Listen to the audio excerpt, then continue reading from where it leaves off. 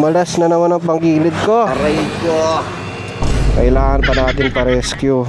Putek. Ay nako. Okay, so ewan ko ba't kumalas na naman ang pagilid. Dahil siguro pinagwawaswas ko to ng ilang araw din. So tutulak ko muna papunta doon. Kaya pala ayaw niyang ayaw tumaas ng speed, kumalas. Ayaw ko naman itulak papunta doon sa ano. Malayo-layo din kasi. Ayan, late tayo sa meeting, kaya ka lang. Pagtatampo, Julia. A few moments later. Follower tayo dumating. Actually napadaan lang.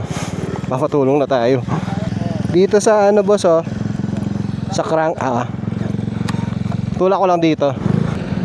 Wala ka pa sticker boss oh, meron ka na. Ay. May meeting pa man din. Sige, let's go. Buti na lang may malapit na talyer dito. Alright, let's go.